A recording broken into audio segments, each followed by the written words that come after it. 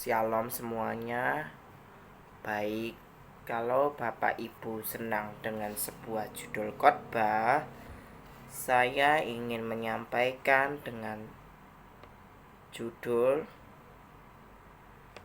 Nubuatan untuk tahun 2023 adalah kamu akan menjadi garam dan terang bagi dunia yang gelap ini. Nas saya ambil dari kitab Matius pasal 5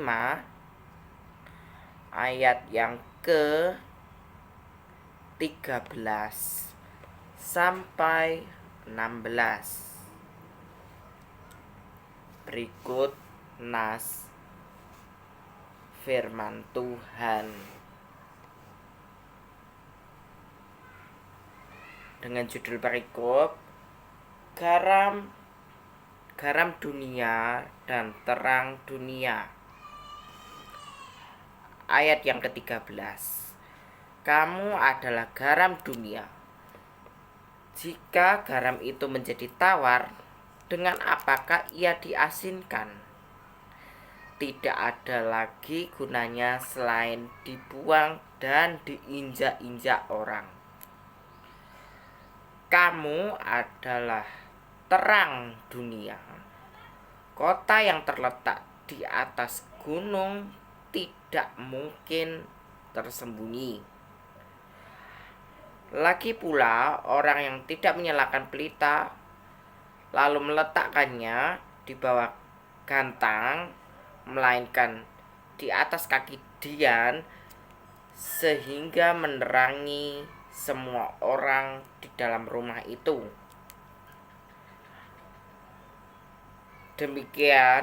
Demikianlah hendaknya terangmu bercahaya di depan semua orang, supaya mereka dapat melihat perbuatanmu yang baik dan memuliakan Bapamu yang di surga. Nubuatan saya yang pertama adalah kamu akan menjadi terang bagi dunia ini. Poin pertama, kamu akan menjadi terang, membawa terang Kristus dalam dunia ini.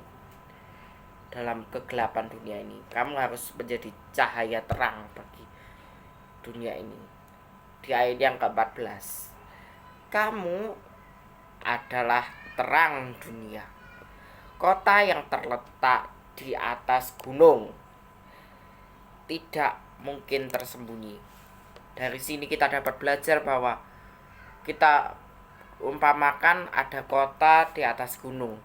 Itu begitu gelap dan sangat tersembunyi.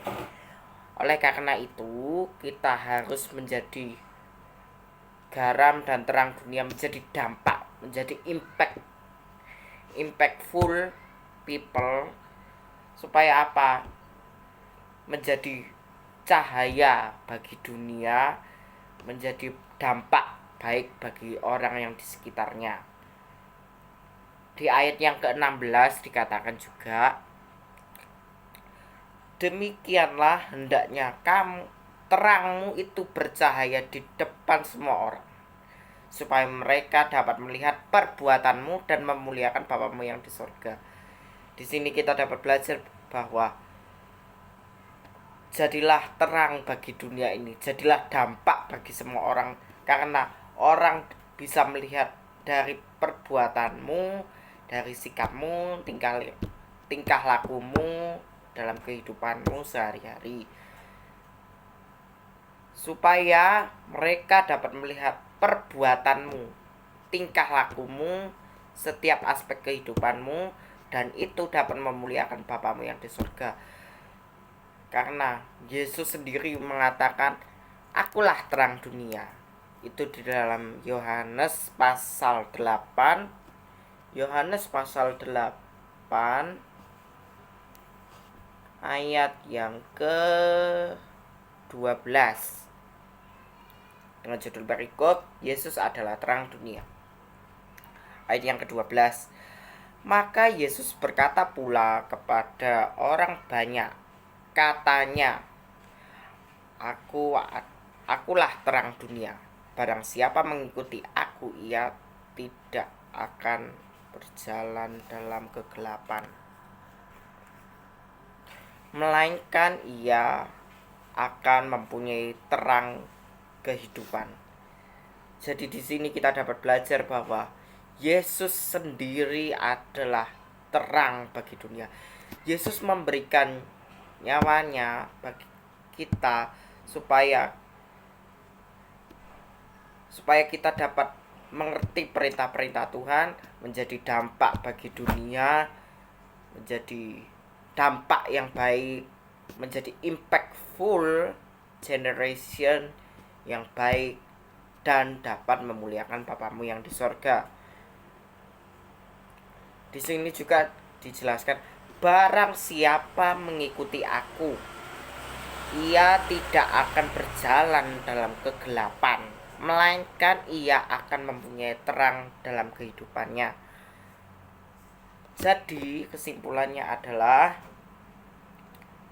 jadi kita harus mengikuti Kristus setiap hari, berjalan dalam suka, duka, terang,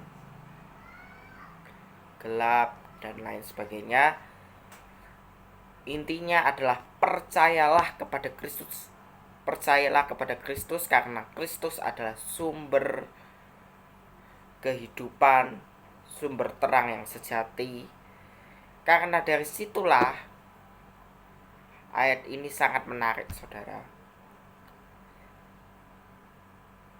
Barang siapa yang mengikuti aku, itu tandanya berani memikul salib Kristus, dan ia setiap hari tidak akan berjalan dalam kegelapan, tapi dia memikul salib, mempunyai jalan terang kehidupannya. Agar hidup ini selalu menyenangkan hati Tuhan, mencapai destiny yang Tuhan janjikan dalam kehidupan kita. Dan Yesus sendiri juga mengatakan dalam Yohanes 14 ayat yang ke-6, akulah jalan, kebenaran, dan kehidupan. Tidak ada seorang pun yang sampai kepada Bapa kalau tidak melalui aku. Berarti Yesus adalah satu-satunya jalan, kehidupan, dan terang yang ajaib itu. Maka jadilah dampak, saudara. Jadilah dampak yang baik bagi sesama. Jangan pernah takut menghadapi kehidupan ini, karena Yesus sendiri pernah mengatakan di dalam Bible 365 kali dalam setahun dia mengatakan jangan pernah takut. Artinya dalam menjalani kehidupan ini kita tidak boleh takut. Jadilah dampak bagi dunia ini.